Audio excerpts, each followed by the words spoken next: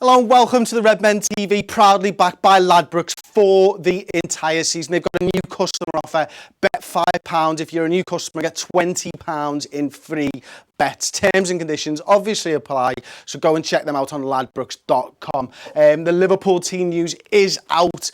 Caught me a little bit off guard. I thought it was going to be about another 10 minutes. I was wrong with my starting 11 prediction. I had Milner in at left back, but Albi Moreno keeps his place. So we got Simon Mignolet in goal. We got Trent, Matip, Lovren, Moreno, Henderson, Chan Wijnaldum, Salah, Firmino and Mane. That's the starting 11. Backups, subs, Karius, Klavan, Gomez, Milner, Grujic, Solanke, Origi. That's the team that we are putting out against Hoffenheim this evening, barring, of course, any injuries in the warm-ups and stuff. My reaction to it, first and foremost, I'm really surprised that Alberto Moreno is starting this game. I did think that most of the team would stay the same. I did get the other 10 players, but that's 1 out of 2 so far for me.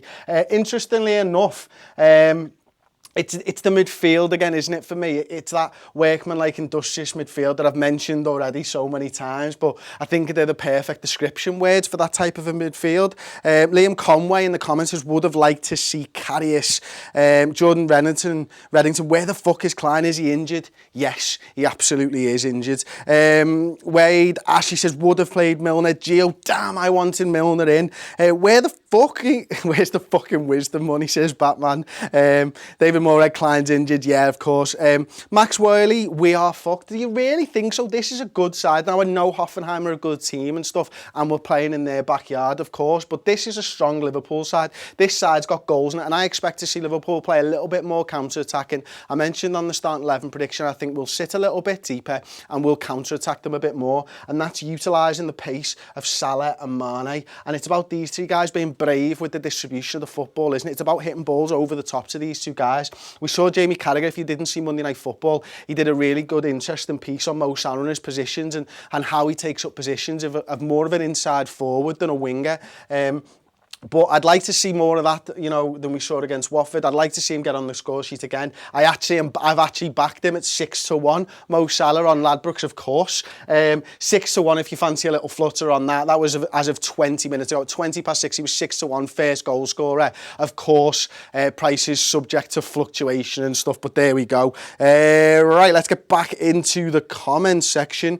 Chris X, all pace, no brains with this selection. There is a lot of pace there, isn't there? And I think, look, if these two guys are going to bomb down these wings, then it is up to Jordan Henderson to probably drop back into either that position, watch these go there, or track sideline to sideline. And that's the interesting thing, isn't it? Because I do feel that Jordan Henderson, although I really rate him as a midfielder, and I think he's a very good midfielder, I do think that, having a real defensive-minded midfielder who works touchline to touchline could be beneficial to this side. But from the quarterback point of view, Jordan Henderson's really good at that. He's really good at distributing the football. When he's on form, he can play the long balls and stuff. And what I want to see from Jordan Henderson tonight, and what I've not seen against Watford, is that quick movement of the football. One of the things that I used to love about Paul Scholes as a midfielder, and I hated him, don't get me wrong, but as a footballer, I think he was amazing, is the fact that he would always offer himself for a pass. He'd play that ball, and he'd be there, and he wants the ball back, and he'd pass it on, and he'd want the ball back. And I see little snippets of that in Jordan Henderson, that he always wants the football. The question marks remain about how he utilises that ball, and I think that side of his game needs a little bit of improvement, but it is a good starting point. These three, as I've said, though, are going to be absolutely key. Roberto Firmino bringing in these two players is brilliant. Let's have a little look at the subs bench. Okay, so actually, before we go, G-Rocks, who do you think will come off the bench today? It really depends on what type of a game it is. What we see from Hoffenheim, are they going to play 3 at the back, or are they going to go to that 4-4-2 again, like they played a couple of times in pre-season? Now, I don't know. I'm guessing this at the moment, but me and Steve had a conversation. Steve thought that they play 3 at the back. I thought they might play 4 at the back. I think 3 at the back going up against our 3 really, plays into our hands. I think 3 at the back against these 3 players, and we could have a field day. So I expected to see 4 at the back. I'm sure the team uses out. You might be able to work it out from that now. I have no idea. Oh, the bench. Listen, Gini Wijnaldum was blowing out of his arse at the weekend against Watford. It was only 3 days ago, so I expect that at some point during the game that he might need to be replaced because, as I say, you know, he could bounce back and he could prove that he can get through this 90 minutes no problem whatsoever. We saw it plenty of times last season.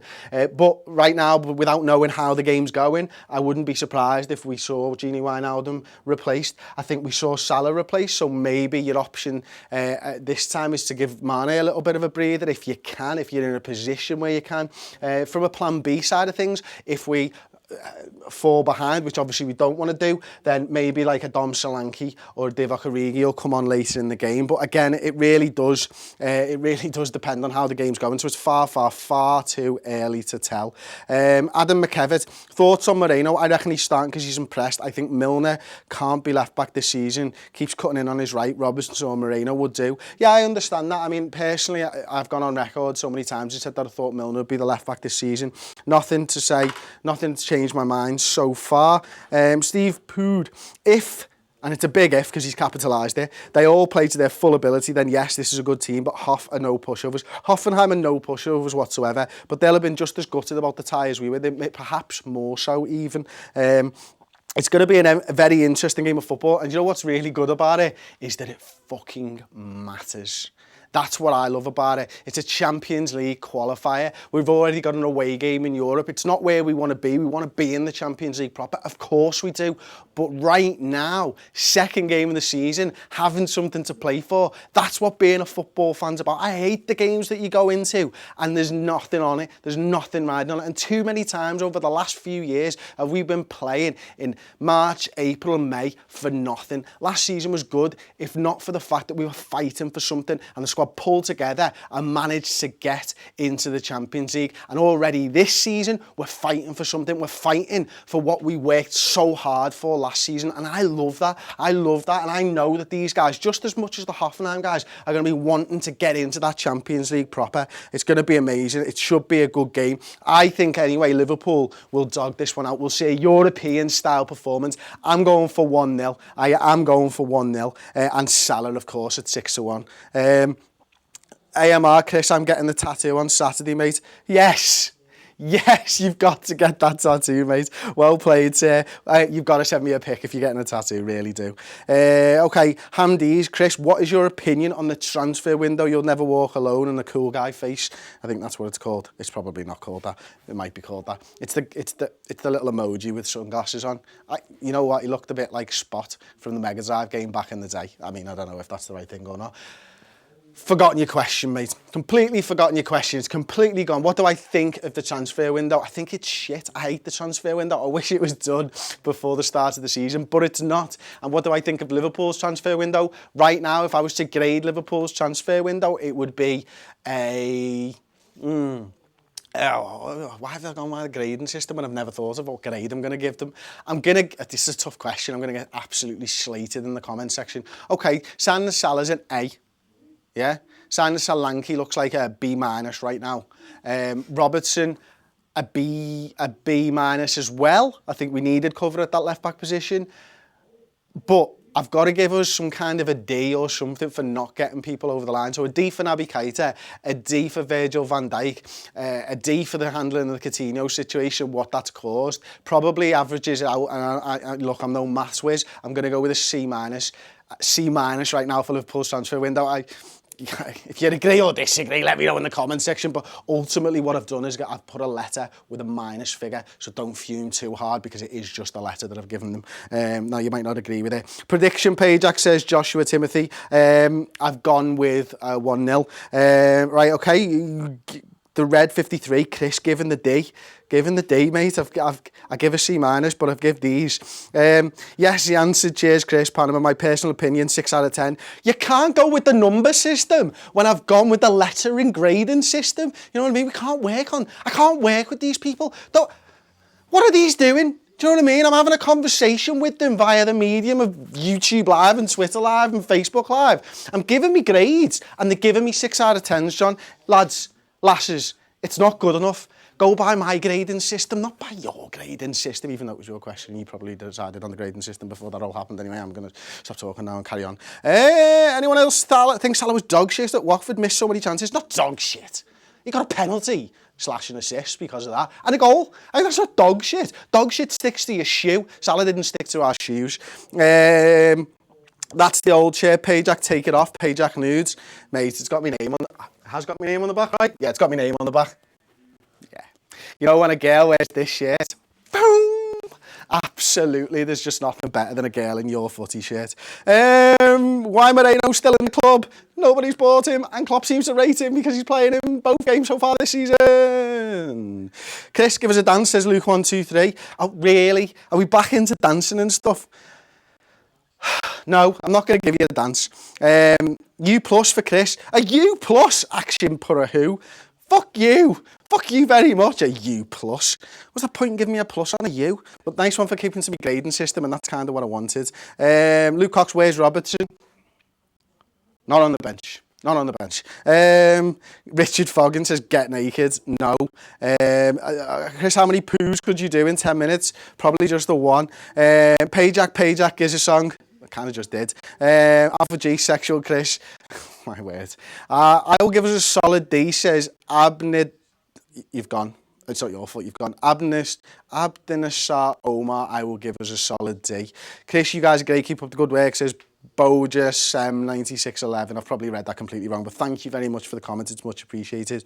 Charlie McHale says, kiss me balls. Are you Scottish? Because I imagine that's how a Scotsman would type that. Chris, what do you think of the creativity on your side?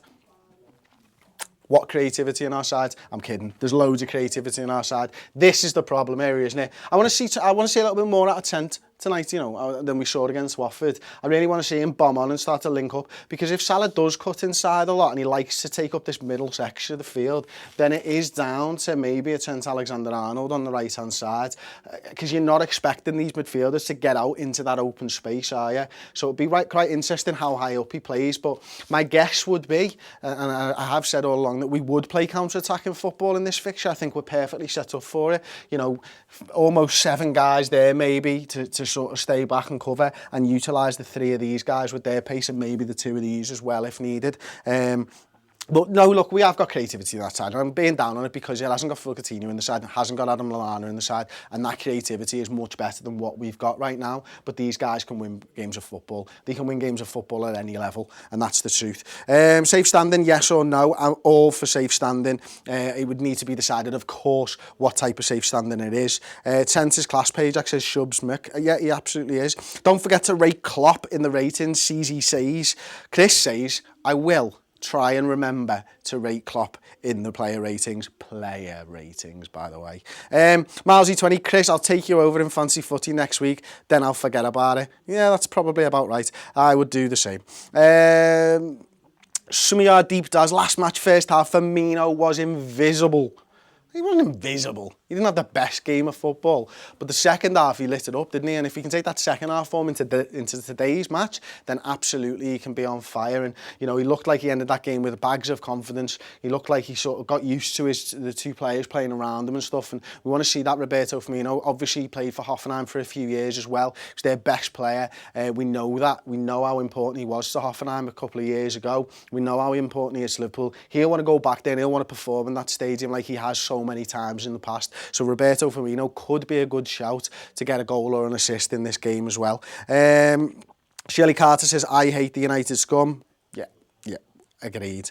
Absolutely agreed. Do you think Firmino will hit 20 goals now that he's taken pens, says Shubs HS? He'll come close to 20 goals if he was to take all the penalties. I saw something interesting. It was in the YouTube comments from a show last week, and there was a discussion between 2 fellas. I'm forgetting the name, and I assume they were fellas. Sorry, it could have been a woman as well. What they were talking about is, you know, Firmino gets 17, 18, 19 goals if he takes the pens. Well, listen, he's got to score those penalties first and foremost, and he's looked very good at those penalties that he's taken so far. You know, he's taken 3 in quick succession in pre-season, obviously the last game against Watford, and he's looked very good on them, very confident, and he hasn't hit the same space once. You know, he's always gone for a different area of the goal, and that's really impressive as well. But what I want to see is Roberto Firmino take a few more, because I know how good James Milner is at penalties, and taking 2 in pre-season and 1 in the Premier League hasn't got me thinking that he's better than James Milner at penalties. So if James Milner's on the pitch, I imagine that he'd be taking our penalties. Again, it is just a little bit of a guess at the moment, but there we go. Patrick_8 says, Payjack. Thank you very much for the comment, mate. Motive says, sort the fucking set pieces out. Amen to that, brother. PJ Gunn, should we bring back Joe Allen? Yeah, absolutely not.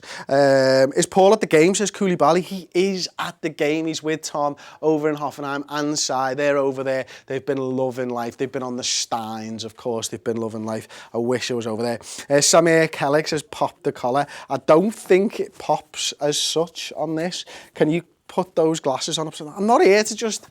Well, I was going to say entertain you, but that's kind of the point. But, like, not like this, do you know what I mean? I want to entertain you with me footy knowledge, which is completely and utterly lacking. So, yeah, fair play. If you want to ask me to do stuff in the comments, I'll probably just do it if you're entertained. It's better than me talking about the footy anyway. Payjack, should we change from zonal marking to man marking, says 2 Millam. That's a really interesting one, isn't it? And I suppose what I've seen over Klopp's mix, actually, of zonal and man marking is that it's not worked very well for Liverpool. You know, we've conceded 27 goals from set pieces since Klopp took charge. That's not good enough. But ultimately, I suppose you've got to have the players to do either. And Klopp's probably deemed it right that he wants to do this mix of zonal and man marking. I don't agree with that. I think, you know, I'd much prefer to see a man marking system because I just think it gives a little bit more onus on the players and it's a little bit more like... You've got to go and make a play. Whereas I think it's very easy for example, Watford, Dejan Lovren sees everything happening in front of him. It's not his fault. He's in his little zone, but he's got his little zone out and he's like, my zone's fine. And I kind of want my centre-back to go out and win the ball, regardless of whether their zone's fine, do you know what I mean? If there's a guy there and the ball's there, go and meet it, do you know what I mean? And it baffles me sometimes that Roberto Firmino can be in between Matip and Dejan Lovren right on the edge of your 6-yard box when, you know, I'm sure there's more players.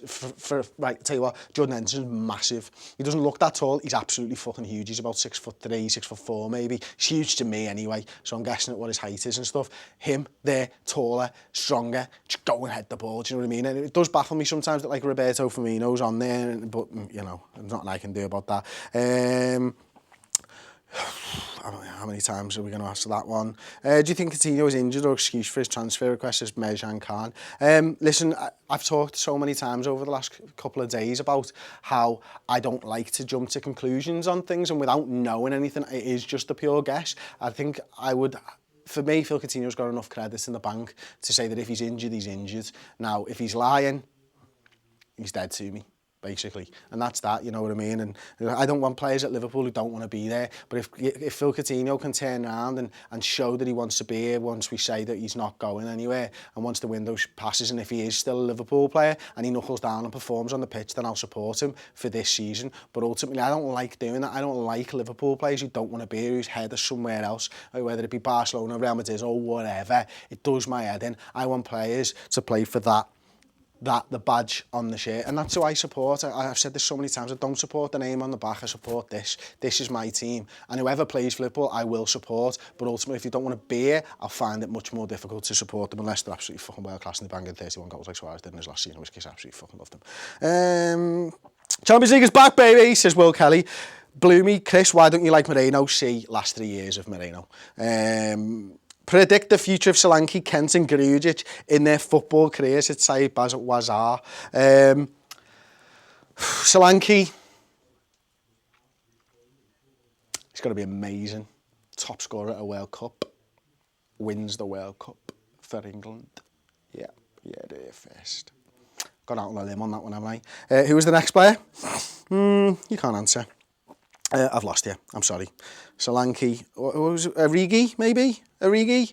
Yeah, not sure. Not sure on a Divock Origi. Tell you what he's not doing. Win the World Cup with England. That's guaranteed. That's probably guaranteed for Solanke as well. There you go. Okay, well, there you go. That's team news. I've waffled on for quite a bit now. Thank you very much for joining us. Of course, don't forget to, if you fancy a little cheeky but flutter, go over to Ladbrokes 6-1. Prices fluctuate, all that blah, blah, blah, blah, blah, blah, blah, blah, blah, blah.